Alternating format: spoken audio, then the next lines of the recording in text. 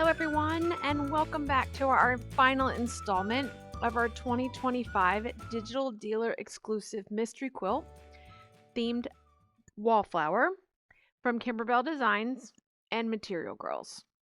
We are excited to be coming to the end of this year's project and to finally see a reveal and start assembling the final steps. So if you recall, our hint for the month was this. We see some ribbon, we see some tans, and we have some little pink flowers. And of course, if you are working along with us, you will know that this is the finishing step. So this is going to be our sashings, our inner borders, and our outer borders that we're going to be quilting, and then final assembly. So here is the final reveal. There it is here in the image. So this month's theme is finishing up this quilt, and we're going to need the light green and the medium pink for the quilting. The green goes on the plaid piece in the sashing, and the medium pink goes on the border. Now, this can be completely up to you as to how you would like to quilt that outer border. I can't say that pink is my favorite on the border. If you don't really want to see the quilting and not be as apparent as it is here or as noticeable, you may want to shift to, something that matches the light tan that's in that particular fabric. So here is our finished quilt. There it is. Kind of sideways. Only way for me to be able to show it to you before because of its size. So we can see it all as one with it kind of laying here on its side. And you can kind of see here that the green in the quilting that's there.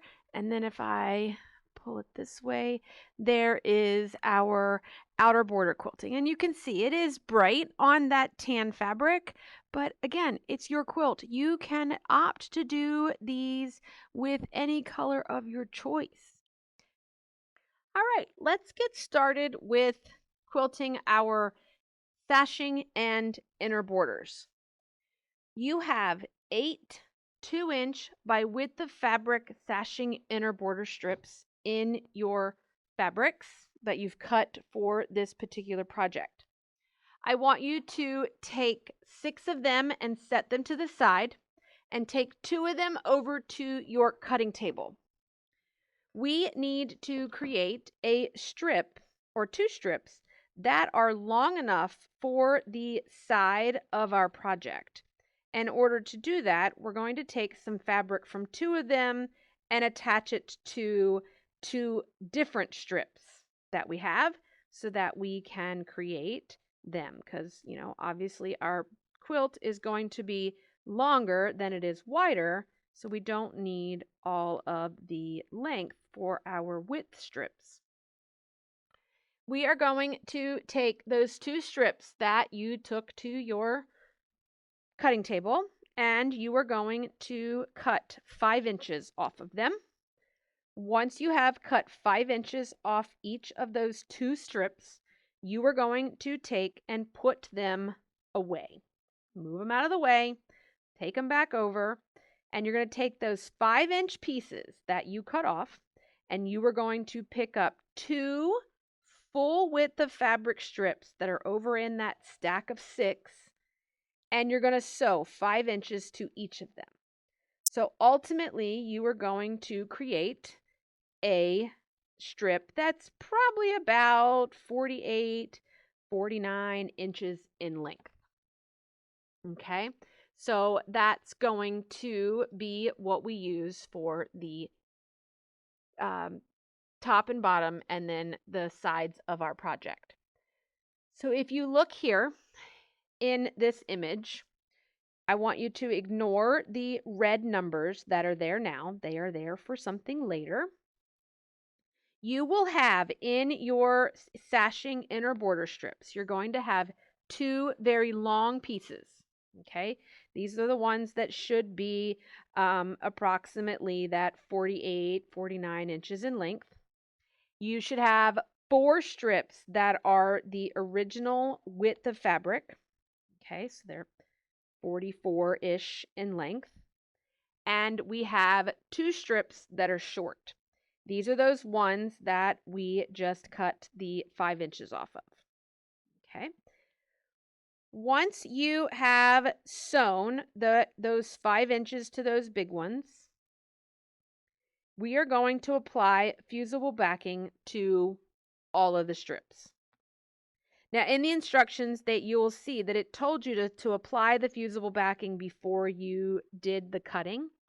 And I don't like that. I feel like that seam allowance is too thick with the, kind of double layer of stabilizer that's there from the seam allowances. And I prefer that it not be there. So I sew my strips together and then apply fusible backing. And that'll kind of also seal in that seam so that we don't have to, kind of worry about it. Once those are prepped and set to the side, we're going to come over to our machine and we're going to open up the border design under December called Spring 3. The inner border of our project is going to be stitched with the 1-inch width files, and the outer border of our project is going to be stitched with the 3-inch border strip files. Okay, but we're going to talk about it before we start. And in my instructions here, in my sample that I'm going to be stitching, I'm actually going to be using the border file. One, just because it's a little bit bigger and it's easier for you to see. I'm also not going to be stitching on this fabric because I want it to be a little more contrast, so it's easier for you to see here in the video. When you come over to the design collection for borders, if you've never done the border quilting files with Kimberbell, you're going to be like, well, there's an awful lot of options in here, and some of the designs are not like the others. The 1-inch file in the border files from Kimberbell is a different design than the files that are for the 2 through 6-inch border sizes. The 1-inch size is designed and meant for inner borders and sashings, and it coordinates with the larger file that is meant for outer borders. Okay, so don't panic. You will also see each one of those files in a few sizes. You can use these sizes interchangeably. The scale of the design, whether the design is 7 inches long or 14 inches long, is the same. And the reason that they give you different options is, one, maybe you have a hoop that can handle 14 inches and you can get across 40 inches with less hoopings than if you use a 7-inch file. Or maybe you only have the option for 7. Or maybe you have a file, a strip that needs to be like 26 inches in length quilted. So you could use a 14 and a 12 versus having to do, what is that? 5, 7-inch files and end up quilting more than what you need or anything like that. So don't hesitate to mix and match your lengths based upon what you need. It also helps minimize waste of stabilizer and things along that lines. So I'm going to actually open up the 3x7 file. Or actually, you know what? Let's open up a border file because that one is easier for the moment for you to see. And you can see that it puts a small design, the 1x7 design, right in the middle of the smallest hoop possible. If you, depending on your machine, the Bernina will default to the small clamp hoop if you are updated to have those particular options. And if that hoop is an option for you, I am going to use the oval just because I know everyone has an oval. And you'll see that it is, like I said, that 1x7 design that's very small. In the middle of this, basically, 6x14-inch piece of stabilizer. And that is a waste of stabilizer because we're going to have to do this design multiple times, which means multiple hoopings and multiple pieces of stabilizer that I'm only using a 1x7-inch strip out of the middle. Okay, so I like to maximize my stabilizer usage by putting more than one border in a hoop at a time. It also helps things go a little faster, especially when you have 4 inner border sashing strips that you need to do, and then you have 4. It also helps to make things go faster when you have 8 inner border and sashing strips that you need to do and 4 outer border strips you need to do. So I like to do multiples. And depending on the number of multiples is going to depend upon the size of your hoop and the size of the length that you're doing.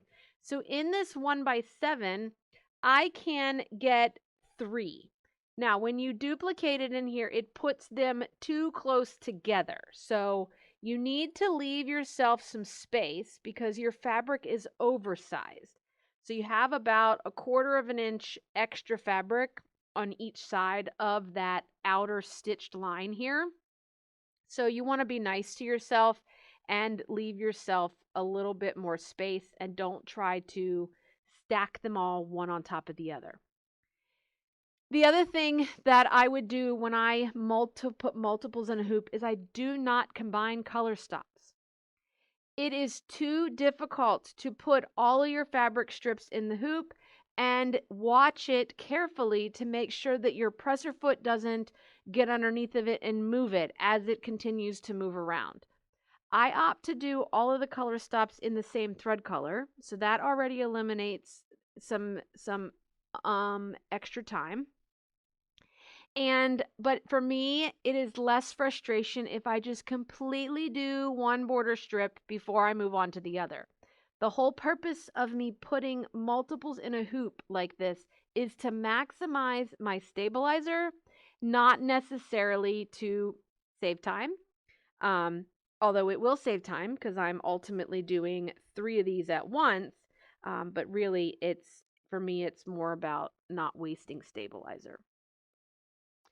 Before we get started in the steps to quilt our sashing and our border strips, I want to help try to save a little bit of time and a few extra hoopings.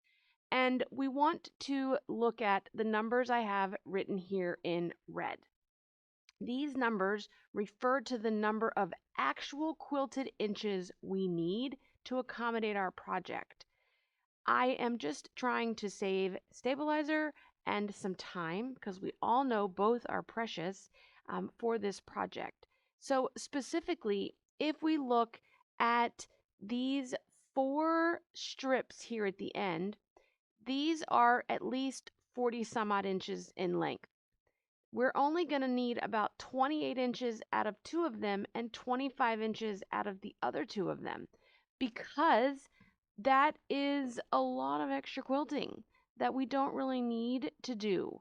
So when you're doing your project, don't cut the strips down to these measurements. Just as you're rehooping, kind of keep track of how far you need to go or when you've reached a point that you have enough quilting for your project. And I've done the same thing for the outer border pieces up here at the top. 2 of your outer border strips need to be at least 30 and 2 of them need to be at least 45. You will notice in these instructions, they tell you to sew the 3 border strips together end to end. Now, you can do that, but that would give you one very long strip that you will now have to rehoop multiple times. I have a large enough hoop. I can actually get 2 of these in one hooping at a time. So I would kind of pre-cut my fabric into these lengths or more. So I sewed all my border strips together and then I went and I measured out 2 that were at least 45, 46 inches, and then I measured out 2 that were at least 30. They can be longer, but that gave me 4 strips that I could then quilt. So I quilted the 2 longest strips together in the same hooping because it's going to take the same number of hoopings, and I did the 2 30-inch-ish strips in the same hooping so that it just worked out evenly. So just a little tip before we jump into how to do the actual steps of quilting. All right, now that we have our design up and ready here, I'm going to, like I said, for this purposes of the demonstration today, I'm going to be using the 3x7, and that's what you're going to watch be stitched out here. So let's look at the steps that we need to take in order to quilt the first hooping of a inner or outer border file. This is going to be very much like stitching a quilted background of your main blocks. It is the same steps. We're just now dealing with small rectangles versus larger rectangles or squares. We're going to use the same stabilizer, light mesh cutaway in the hoop. You are going to stitch your batting placement line. You place your batting down. You tack your batting. You trim your batting. And then once your batting's trimmed, you will run a fabric placement line, and then you'll put your fabric in place, you'll tack your fabric, you'll quilt, and then you'll take it out, and then we'll repeat it. However, I'm going to walk through all those steps with you here in a moment, but if you've been pre-cutting your batting with me the last few months, you're going to cut your batting to 2 inches wide for the outer border, and you're going to cut your batting to 1 inch wide for the inner border and sashings, and you'll cut it to whatever length of the file you're using. So if you're using a 12-inch file, it would be, 1 by 12 or anything along that lines. I'm only going to run color stops 1 and 3 directly into my stabilizer before I put any batting in this hoop. I do not stitch color stop 2. I don't need it because I'm not tacking batting down. Okay, my batting is right to the inside of my lines and exactly where I need it to be. So running that batting tack down is just not going to be useful. It's a waste of time and a waste of thread. So let's take a look at the steps. So here is my stabilizer in the hoop. I have run color stops 1 and 3. So color stop 1 has stitched this inner rectangle, and color stop 3 stitched the outer. The inner rectangle is your batting. The outer rectangle is going to be your fabric. So just like we've been doing, I put a little glue there, and then I'm going to put my batting down here in place. That's a little much, but that's okay. It's just an example. And I'm going to get my batting in place. If you're using glue stick, always make sure it's washable glue.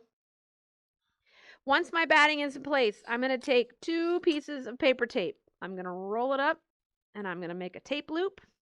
And I'm going to put 1 tape loop at the top of my batting and 1 tape loop at the bottom of my batting.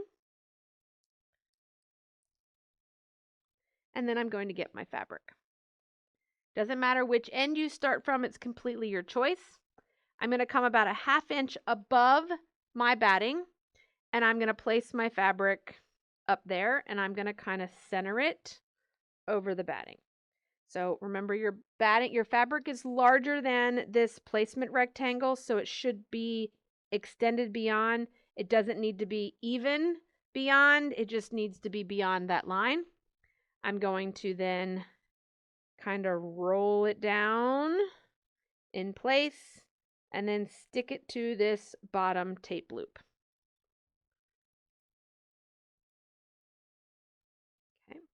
Once everything is stuck here, I'm going to take it to the machine and we're going to run color stop 4, which is going to be our fabric basting stitch. Okay. It is going to start at the top, stitch down, cut, jump, start at the bottom, and stitch up.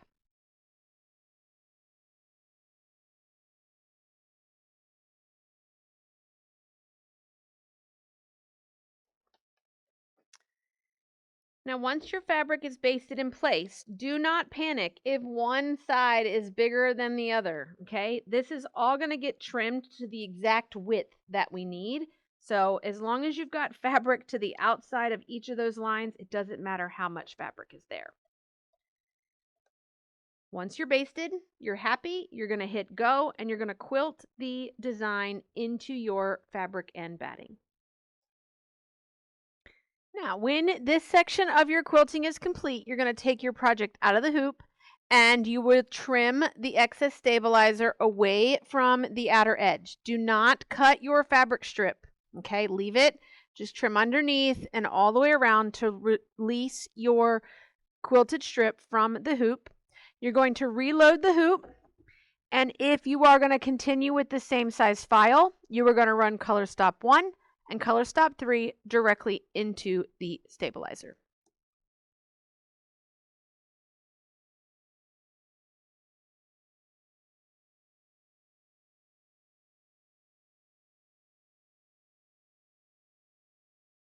Here is my trimmed strip.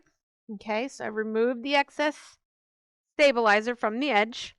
I've taken my hoop, I've reloaded it, I have run color stops 1 and 3 directly into my stabilizer. I am going to take my batting, just like we did before. I'm going to secure my batting in place.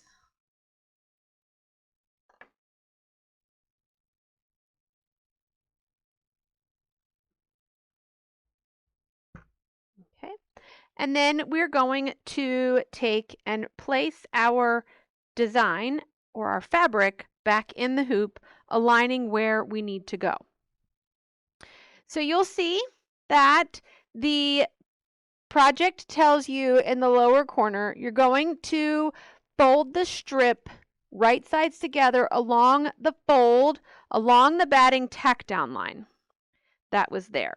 And so if you look here, this line that's right here at the bottom is our batting tack down line. So I'm going to fold my fabric back all the way back to that so that it's right sides together with the section that I've already quilted. Okay. And then once we do that, we are going to again put that piece of tape at the top and the bottom of our hoop. And we are then going to, like in section 7 here, we're going to place the folded fabric right side up, aligning the fold with the top of the batting. Extra fabric, it'll hang off the top of the hoop, okay? And you're going to make sure the side edges align exactly with the placement lines and tape the bottom of the hoop. Once we have it in place, we will then run the tack down.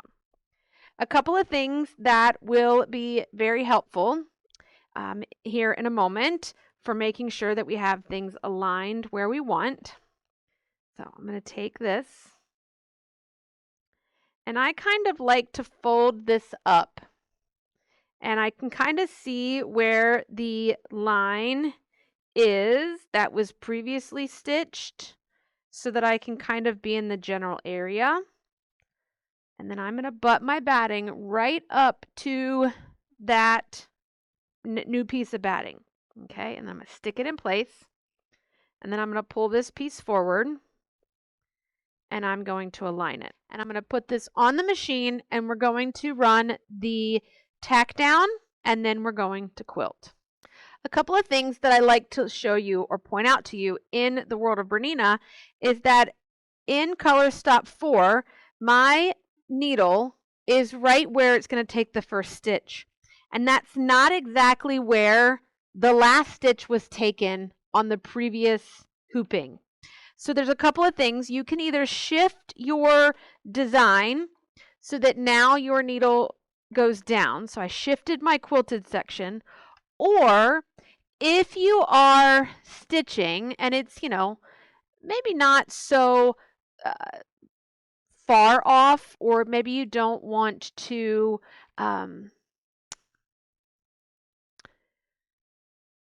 move your project in the hoop. Maybe it's too hard to move that particular project in the hoop.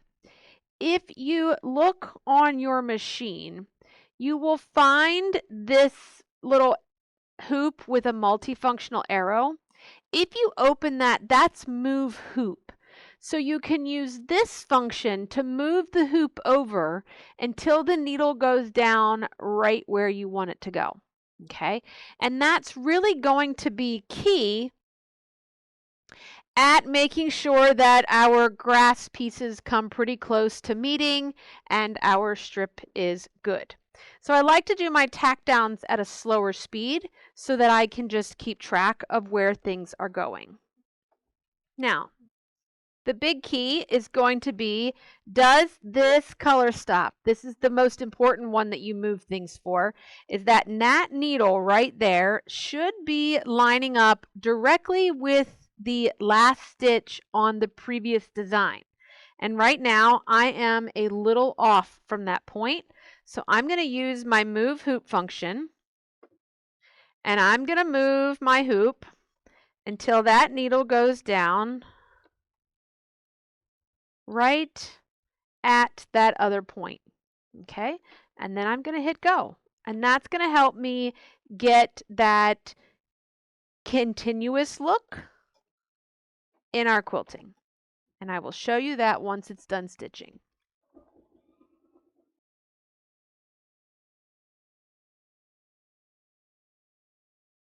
That section of quilting is done. Here is 2 hoopings of quilting,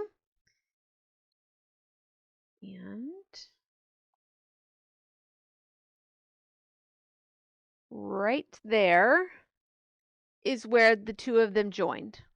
So you can see that these, I wasn't too worried about my basting stitches or my tack downs matching, but I made sure that that exact point right there where the first stitch of the quilting design starts right at the last stitch of the previous one, that's going to help you get that nice continuous look. Now you're going to repeat these steps until you have all the number of inches that you need quilted and all the borders that you have quilted. We're then going to take our item out of the hoop, trim it up just like we've been doing, and then we're going to trim our borders down to size. So here is kind of an image. So you can see this is your quilting. We have our batting tack down, okay? And then we have our fabric tack down and then our placement line. So we're only paying attention to the orange and the blue, okay, that are there on our project. So the 3 important lines that we need to know on the back of this project is the one on the very outside edge, that is your fabric placement line, and the one on the inside right at the batting, which is your batting tack down line. Okay, so the first set of trimming we're going to do is we're going to trim 1/4 of an inch from the batting tack down line on one side of our border strip. Okay, so I'm going to take my ruler. I'm going to find that batting tack down. So that's the first line closest to the batting. And I am going to trim 1/4 of an inch away from that line. Now, depending on how you got your fabric placed, you may not be cutting very much off, okay, which is just fine. We don't want to cut much off. We just want to make sure that we're cutting something. As you can see, this was my first trim line. Okay, I'm now going to take and I'm going to trim to 2.5 wide. So I'm going to put 2.5 on my nice, clean, raw edge of fabric, and I'm going to trim this edge off. Okay, and you're going to be like, but you're not cutting on the line. No, I don't want to cut on the line. Okay, if I cut on the line, it's going to be too narrow. That line that you see there, if you put your ruler down, your 1/4 of an inch, see if I can get here so that you can see it without a glare. So here's the edge of my fabric. My 1/4 of an inch is right here where these hole numbers at. And that line that's stitched in my fabric is going to be caught in a seam allowance. Okay, So here you can see, get my hand out of the way here. So my 1/4 of an inch is right here. So pretty much right at the bottom of my grass. And that line, that stitch, that fabric tack down is within the 1/4 of an inch. So when I sew a 1/4 inch seam in a little bit, that's not going to be seen. Okay. And the same goes for over here. If I put my line on the edge and I come over a 1/4 of an inch, that stitched line is between the edge and the 1/4 of an inch, so it will get caught in my seam allowance. Okay. The inner border is going to be trimmed to 1.5 inches wide, and our outer border is going to be trimmed to 2.5 inches wide. Okay. So we are going to repeat this process until you have all of your sashings, inner border, and outer border quilted for your project. Because once those are done, we are ready to start assembling this project. We have put this quilt together in rows, okay, for an easy assembly. And we're going to be using a 1/4 of an inch seam allowance for everything. And then we're going to do one row at a time, and then we will put all the rows together. Highly recommended that you press your seams as you go.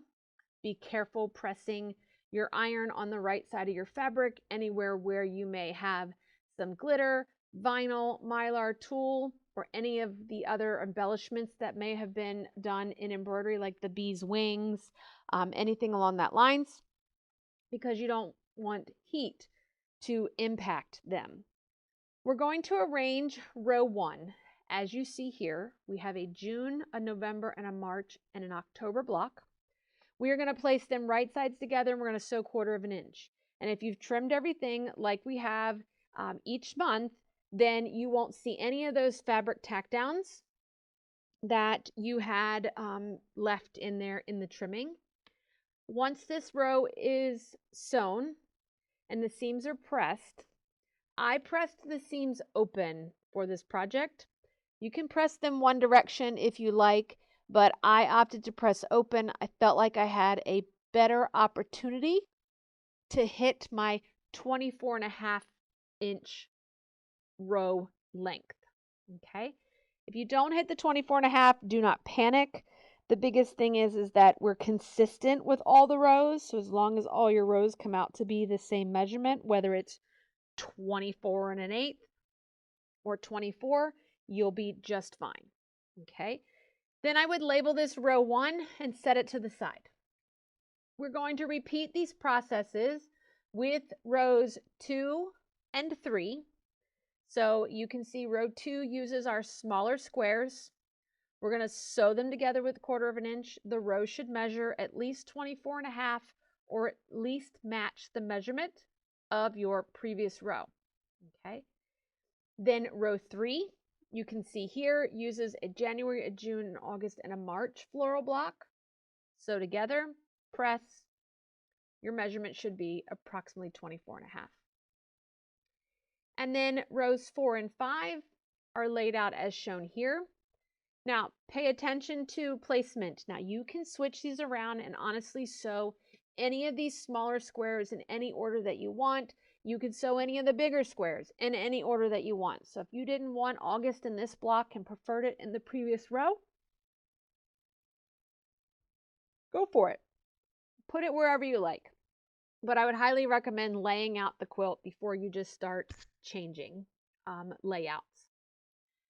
Once you have those rows pieced and nicely pressed, now when I did press these, I did use steam and I used a clapper.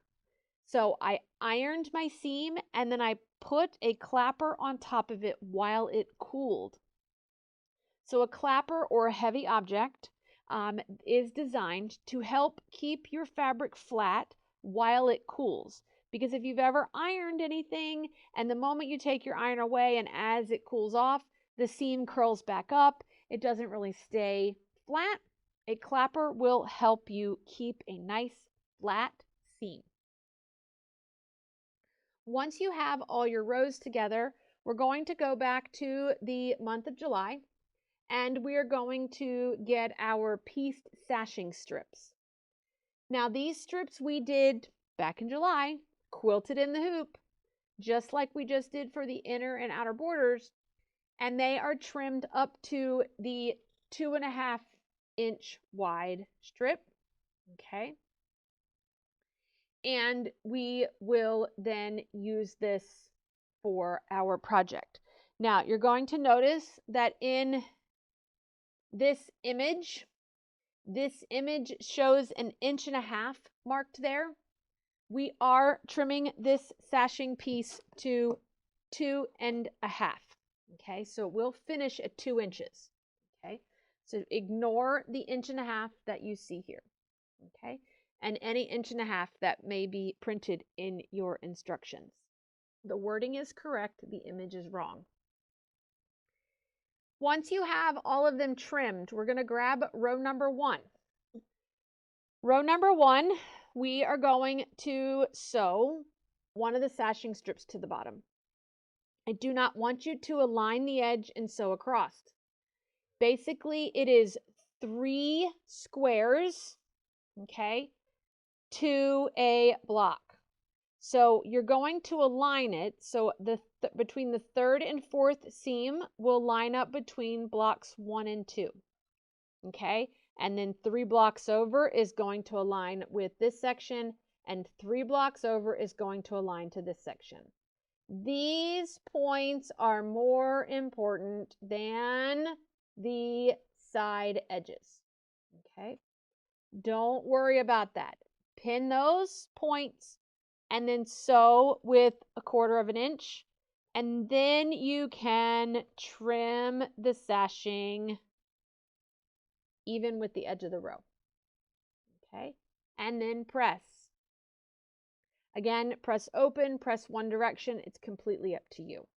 Repeating with row 3, we are going to align every 3rd seam or every 3 squares up with the seam of our block, and we will sew with 1/4 inch, trim the edges even, and press the seam. And then we're going to do it one more time. We are going to sew the last pieced sashing piece to the bottom of row 5, again matching that seam, okay, with each of these seams from the upper blocks, 1/4 inch, press the seam to your liking. Once we have attached those pieced sashings, we're going to repeat this process with our little inner sashings that we just quilted in that plaid fabric. Okay, you want to get 2 of the shorter pieces. Okay, we are going to attach 1 of the 24.5 inch sashing strips. If you've not trimmed them down to size, do not immediately jump to 24.5 inches. I highly recommend that you measure your row from left to right and take that measurement. And do that with all of your rows to make sure that 24.5 is your measurement. Okay? If you need it to be longer, it's not going to help you if you've pre-cut already to 24.5. And that's why when I told you how much you needed approximately, 25, 26 inches. That gives you a little bit of extra. We are going to then sew these on to the bottom of row 1. And I pressed this seam towards the sashing strip, okay, so that you can see here. I took and I pressed this seam down right here. This went down towards the inner sashing strip, okay. With this being pieced, it just laid nicer and flatter with it pressed down versus having to deal with it being pressed open. And we are going to repeat these steps with the bottom of row 2 and the bottom of row 3 and the bottom of row 4. Okay. So you'll have that sashing strip sewn on the bottom of each row, except for row 5. Once you have those sashing strips sewn, we're going to start assembling the row 1, 2, and 3 units. Now again, just like we did before with matching the piece settings that we have here, so we were very particular at matching those seams. We now want to match the seam in the middle of our row 2 with the seam in the middle of our row 1. Okay. Now, you're going to be like, but I can't see it because I have this sashing strip inside of it. So what I would do is I would take a marker or a pen or iron it and iron yourself a crease in this sashing piece or mark a little line in the seam allowance of that sashing piece so that you'll know when you take and put this right sides together where to line this seam up with on this sashing. Okay.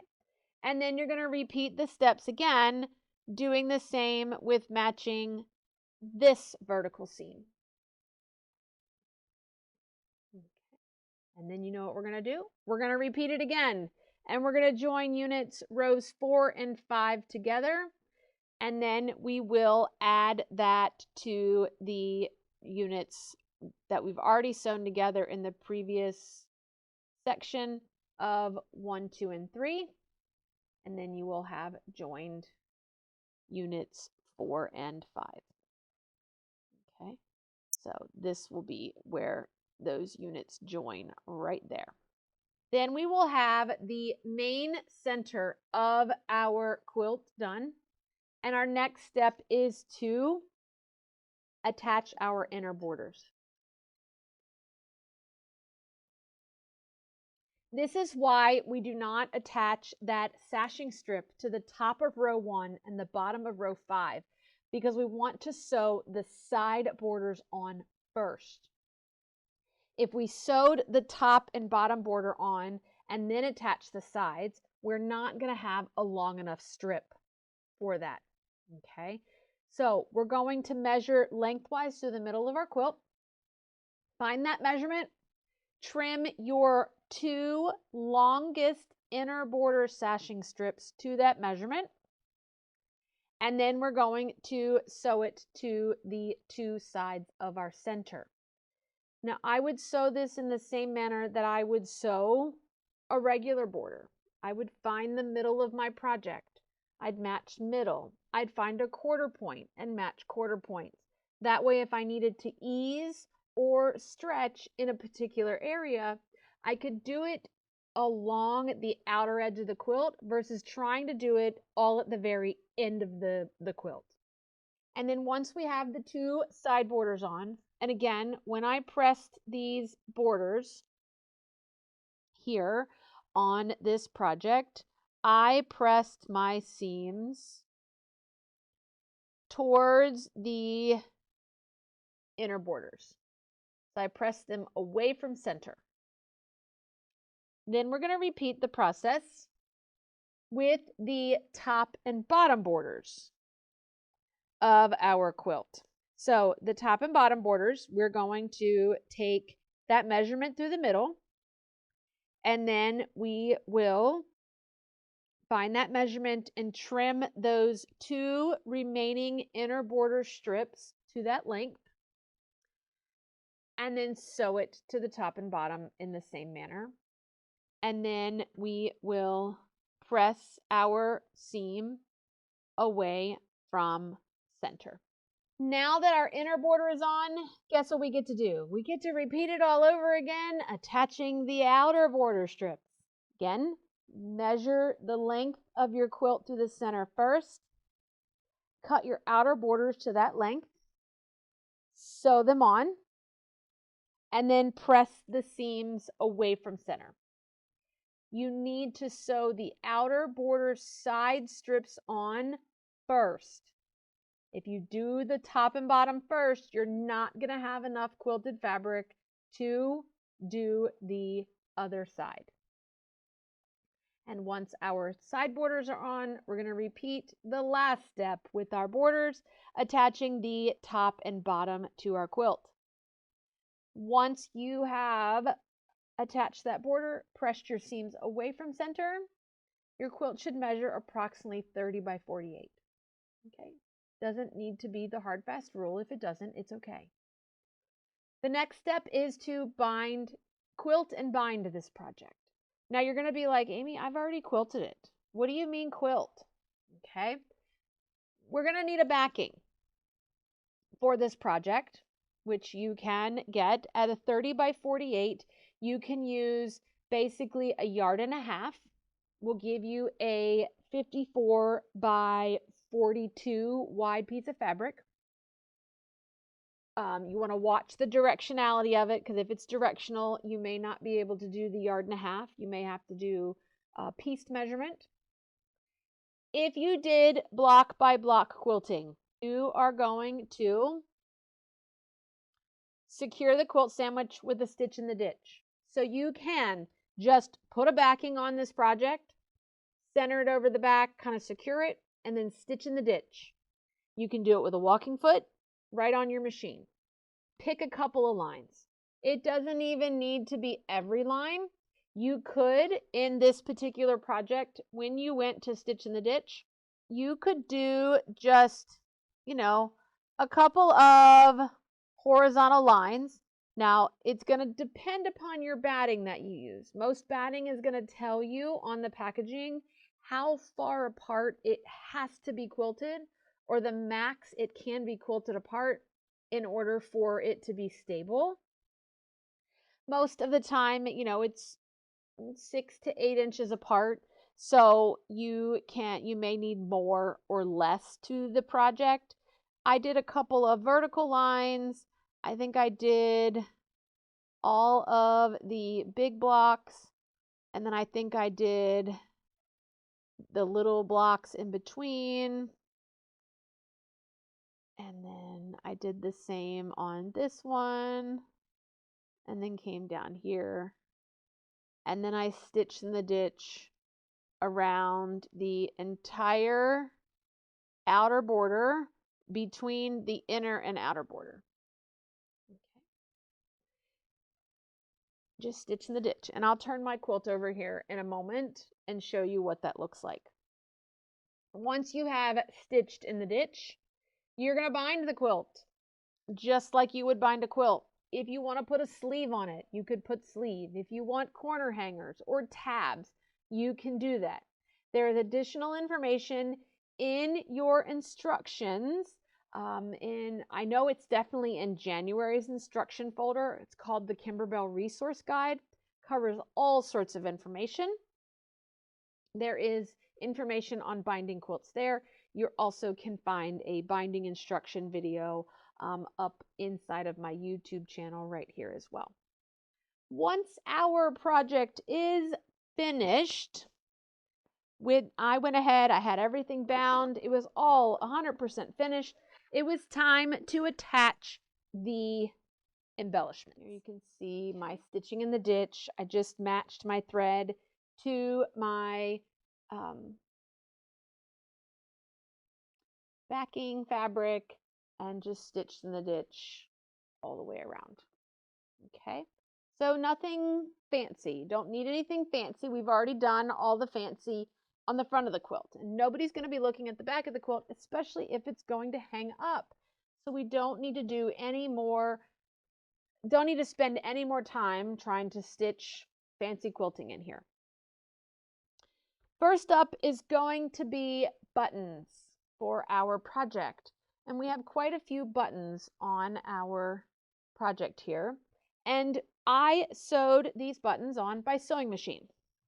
Now on the Berninas, we have a button sew on program. Most of the Berninas, depending on how old it is, At least since I've become a dealer in the last 25 years, the machines had a button sew-on program. That button sew-on program, if we look here on the machine, is typically found in the buttonhole menu, and it looks like a button. This has been the icon for button sew-on for at least 25 years. Okay.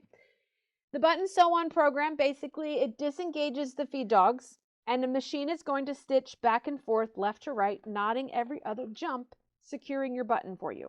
They suggest foot number 18. If you don't own foot number 18, it's just fine. Because one of the big things about foot 18 is this middle toe of this foot is height adjustable. So you can adjust how loose or tight you want the button to stitch to the project. Think garments and clothing. If it was a jacket that we were putting a button on, we'd want it to be loose so that when we buttoned the thicker fabric over top of it, it would lay flat and not bunch. This is basically the project we're doing here. We don't want our buttons loose. So you may find your standard number 1 foot. You may find your 1C, your embroidery feet, 34C are all good options for these buttons. And some of these buttons are fairly wide. You could probably even get away using the 20 or 20C for this particular project. Now, you're going to be like, well, Amy, how do I know that it's going to hit the holes right? Well, the number one thing that we do with the button sew-on program is, one, we don't step on the gas until we know we have cleared both holes of the button. That's number one. The distance between commercially manufactured holes in buttons is pretty standard. So the machine has already been defaulted to a pretty standard measurement. Now, that doesn't mean that we are, it's a rule and we can't make any adjustment. If you find that it's a homemade button or these craft buttons, that the holes are not the right width apart, that when we go through and try to attach a button, we turn the hand wheel to verify that we've cleared both holes, you can use your stitch width to either allow the stitch to jump wider or to allow the stitch to jump narrower. That's why when we get set up, we turn our hand wheel to make sure that we hit the first hole, and we wait until it jumps to the second. Once it's cleared the second hole, then you can step on the gas pedal and keep your foot on the gas until the machine stops. It is auto-programmed to run a certain number of jumps and stop. You want to make sure it's super secure. Take your foot off the gas, step on it again, and leave it on, and let the program run a second time. Does your button have more than 2 holes? Not a problem. You can stitch 2 holes first and then move and readjust and stitch the other 2 holes. If you are using foot number 18, you will want to do the 2 holes closest to you and then do the 2 holes further from you. And that's because the toe on this foot, if we did the 2 holes in the back, we can't necessarily slide that stitch any farther back on the toe of that foot.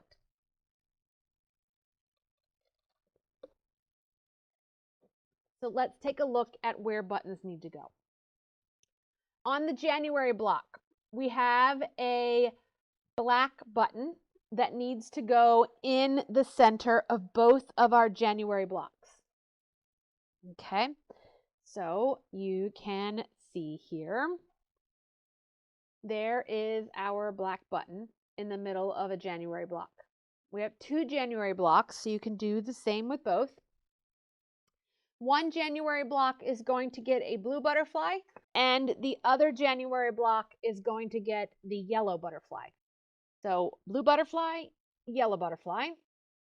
And then we're going to switch to a caterpillar that is going to go in row 3 between the August and March blocks. You don't want the caterpillar in the middle of row 3? Not a problem. Feel free to put the caterpillar anywhere you want it to go. Now, one thing that I do when I sew buttons on by machine is I do put a little glue stick on the back of the button to hold it in place while I get my machine and everything situated. I just use that same washable Elmer's glue, and I use it just on a little bit on the back so that it stays while I get it underneath the foot and I get it organized. Then we have one more button here, a couple more buttons to sew on. Actually, we're going to attach an orange butterfly to the October block in row 1, and then we're going to attach another caterpillar in row 5 and another caterpillar in row 1. So we have a couple of things. Now I will tell you, I sewed on all my black buttons and all my butterflies first. I used black thread for all of them. And then I shifted over to the green thread for my caterpillars. There is my orange butterfly on my October row 1 block and my caterpillar here in between my March and November for row 1. But again, you want it somewhere else, feel free. Put the caterpillar wherever you want it to go. Next up is going to be rhinestones. Now, the rhinestones for this project, we have 2 locations that rhinestones go, 2 different blocks. One of them is the January block, and the other one is June. January is getting the pink rhinestones, and the June block gets black. They talk about using glue for the backs of these rhinestones, and you can use glue. These rhinestones are what I call hot fix. They actually have a set of glue on the back of it already that just needs to be heated in order for it to adhere. So if you have been with me for a long time, you may own an easy glitzer. Okay, it's a little tiny, almost like a little miniature iron. It's even if you have like one of those little wonder irons, little clover irons from many, many moons ago.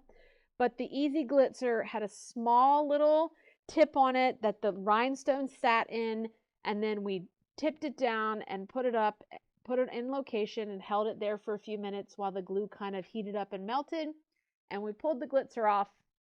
The rhinestones were in place. Now, obviously, if you don't have a glitzer, what do? Again, I would not mess with glue. I just think it's a recipe for disaster to drop these little rhinestones. You end up with glue that's not necessarily washable on your project. So I would get like 4 of these in place, put a little piece of fabric over top or plessing cloth, and set your iron, concentrating it right on top of those crystals for like a count of 10. Take your iron off and let it cool. Once they cool, they shouldn't move. And then repeat the process with the other flower. Now we have 2 blocks that use the pink rhinestones, and we have 2 blocks that use the black rhinestones. And so this one here is the June block, and the rhinestones go at the end of the little black stamens. And again, I did the same thing. I put a couple of them in place, carefully put a pressing cloth over top, put my iron down, let it heat up, and then took it off, and then repeated over here. And once they were cooled, they are on there. This quilt has been a lot of places with me as I sewed the binding on, because I had went ahead and put the rhinestones and all my embellishments on before I had the binding hand sewn, because I thought I was going to get it done before I was going to be able to film this before. But I ran out of time. So the binding had to get done after, and they have stayed attached. And again, I did these with a glitzer, but you know, a small iron, if you have a travel iron, a Wonder Mini iron, anything like that, that will help adhere these crystals to your project. And we have 2 January blocks, and we have 2 of these, and we have 2 of these that we need to put rhinestones on. And then the last bit of embellishments do involve glue. And I use a permanent, like fabric tack glue. So I have the March blocks need this little dimensional felt flower attached to it. And I opted for not to hand sew it. I just did a little bit of glue right on the back of it, and then tipped it over and put it right down where I wanted. and I kind of set something heavy on top of it to make sure that it didn't move on me while it dried. Actually did that overnight. This was the last step that I did, and then I let it sit there overnight. And then the same for each November block, we're going to glue one yellow pom-pom in the center of the flower. So here it is. We have our glued on March felt flower and a yellow pom-pom for the center of the November block. And like I said, I put glue on the back of the pom-pom, put it in place, and then I set something heavy on top to let it dry for a few hours. For me, it was just overnight, and I did the same here. When I put something heavy on it, I make sure that I just didn't get any of these, twisted or wrinkled. I just kind of smushed it flat, and then I just came and fluffed it up the next night when I took the heavy particular item off of it. And then again, he's kind of been everywhere. He's not moved on me, and they are attached. If you have any other questions in reference to the quilting of borders, I do have a series on my YouTube page for the Kimberbell Cup of Cheer project. And in that project, I do cover borders a little more in depth. There are a couple of things there. So you may, if this didn't make sense or you've never done it before and you want a little bit more help, that may be helpful to just skip ahead and watch the chapter on borders. And then that is it. Your digital dealer exclusive Wallflower mystery quilt is no longer a mystery.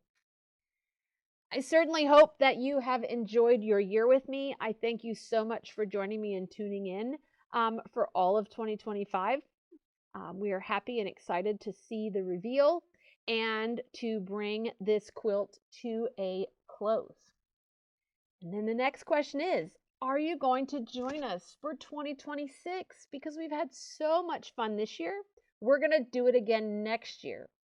Next year, we have the mystery quilt is mistletoe is the theme. It is holiday related. You can see from the little diagram here, the little sneak peek, it's got a different style of layout than what we did this year. So it has a different look. We have some new things, and we will begin this journey at the beginning of January. If you register for the Mistletoe Mystery, you will receive this ornament design for free on December 1st. So if you've already registered for this, you will receive this in your Kimberbell digital library around the 1st of December. And then you can go ahead and stitch it with fabrics of your choice. If you have opted to purchase the digital dealer exclusive mystery quilt kit, the fabrics for this block are in that kit because this block is actually part of our quilt as well. Just like the ladybug was from this year's mystery, we have an ornament that you're going to get a little early, and it's kind of like the 13th block that we have for 2026. And finally, this month is December, and in usual fashion, we have our Demo December event from Kimberbell that we will begin hosting multiple times throughout the month of December. We will have virtual presentations that you will be able to watch at your leisure.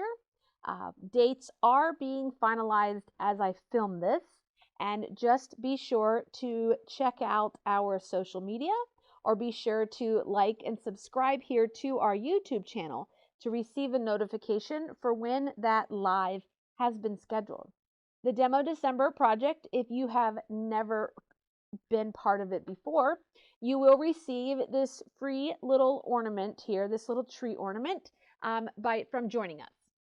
So we're still wrapping up or kind of coming up with our demos.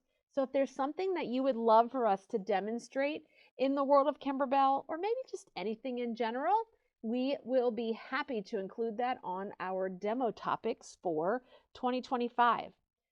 And we really, really appreciate you joining us this year, and we do hope to see you back here next year. Thanks, everyone, and have a wonderful holiday season.